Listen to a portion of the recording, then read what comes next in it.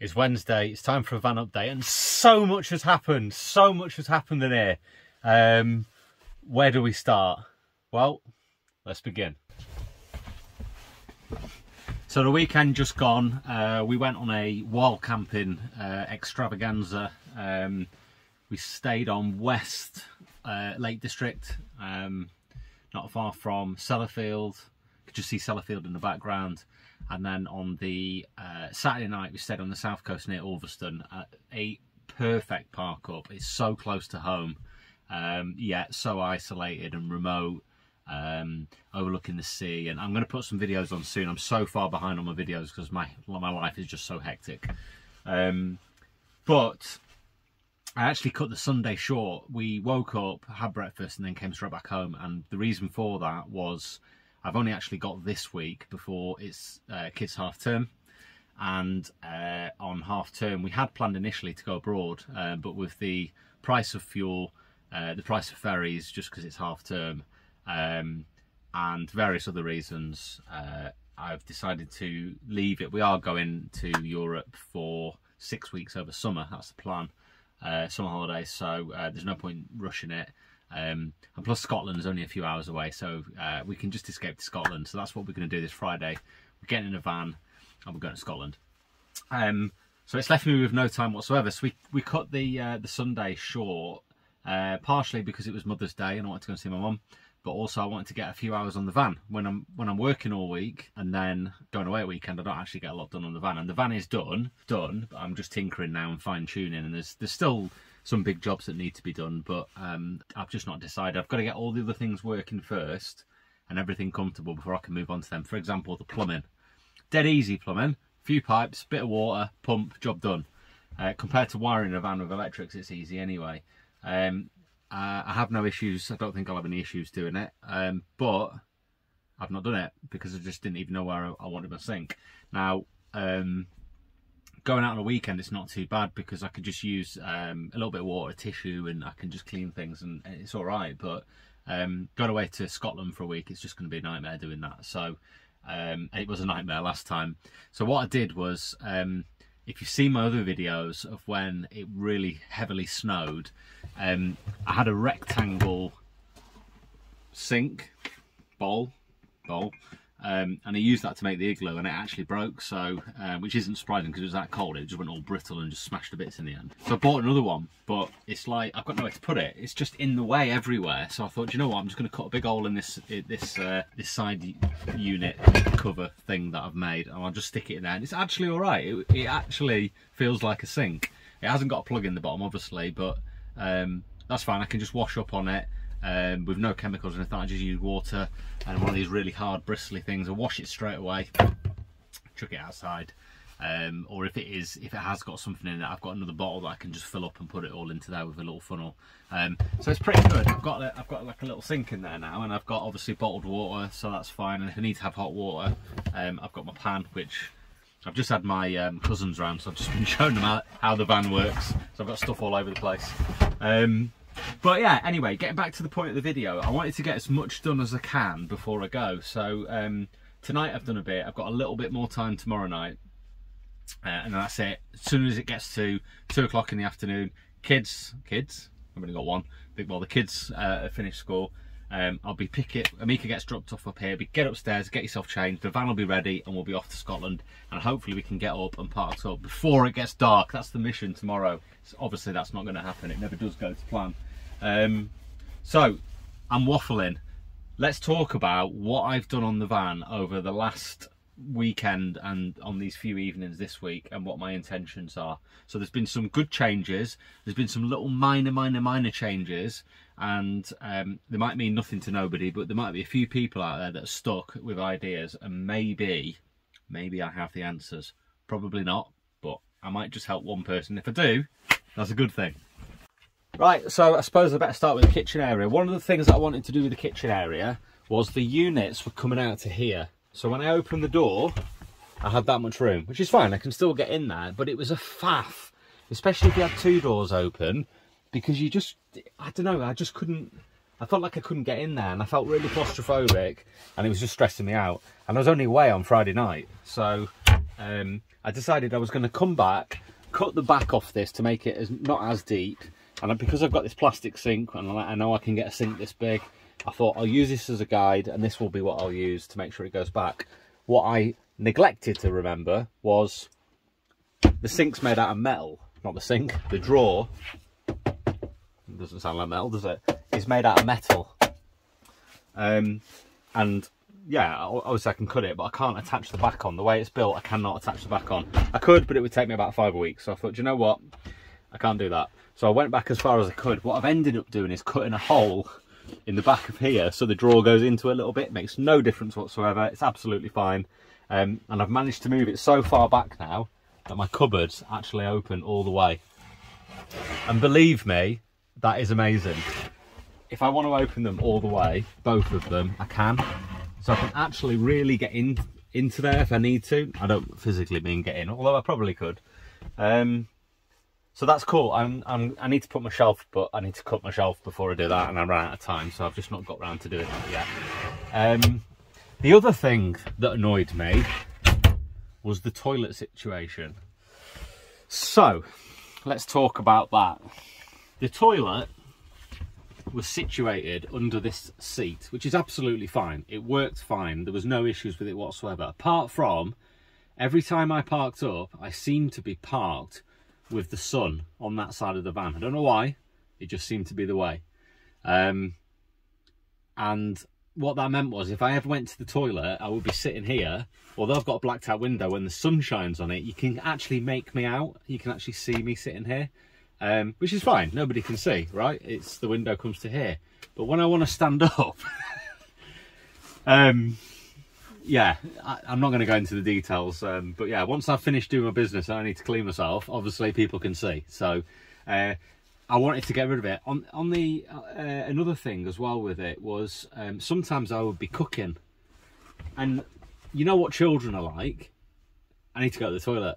Oh, just give me 5 minutes. No, I need to go right now. Oh, nightmare. And I'd be sitting here cooking, or I'd have the fold up table. I'd be cooking here, or it'd be on here. Or I'd be sat on the chair eating something, and Amika would just want to have a crap here, and it's like, oh really? So, and another thing as well is, I don't know what's wrong with her. She's 8 years old, but she's like, she wants to be in private when she goes to the toilet, which is perfectly okay. It's perfectly reasonable. I get it. I'm the same. And there's nowhere to put the toilet, so I thought, well, maybe I put it in, like, use this cupboard, and I put it in the cupboard, and we can put a net round it. And I thought, do you know what, that's just like overkill. So what I've done, well, you can't see it very well because I know the camera's not great in the dark, but I've moved it to the back. Yeah, so we've moved the toilet to the back of the van. I do need to cut this little lip off, which will give me another bit of space, but I can fit on here. Amika can definitely fit on here. We can go to the toilet. We're not in each other's face when we do it. It's literally as far out of the way as I can possibly get it. And also, if I'm having a crap on here and I need to wipe my backside, nobody can see what I'm doing. Because the toilet's moved, where the toilet was is now vacant. Now, I still use that chair, so I'm a bit reluctant to get rid of it. The other day, when I went to work, I got up in the morning to sort out a presentation. I sat here with the door open, with a coffee, sitting here, working away. And it was perfect. I was so happy just sitting here in the middle of nowhere, getting some work done. So I don't really want to get rid of this chair. But I think what I'm going to do is I'm just going to trim a bit off here, trim a bit off here. I'll be further back. That won't catch anymore because I've moved that down this way, obviously, to get the toilet in at the end.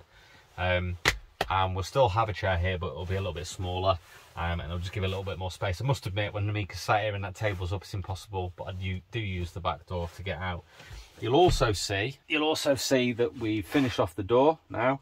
There is like a little bit of a void here, so I'm probably going to get some sponge or something like sponge, just so it stops any draft coming through. Behind here, I put the foil bubble wrap. I've just spray glued it on. It's not a vapor barrier or anything. It's just to stop any cold coming through, and it's just like an extra layer, really. I've also done the back doors, so the back doors now go from top to bottom. They look really nice, I think. Some little cutouts with all the different handles and things. The only thing I haven't done is this outer bit, the metal work around. It's all insulated. It's all insulated really nicely, but I do need to work out a solution for that, especially these things. These things are driving me insane. There's some vents on here, I suppose where the blowers came through. I don't know, actually. I'm just making that up. I think that's what it was for. But I don't know how to cover them up. I just can't think of something to cover them up with without making it look really lumpy.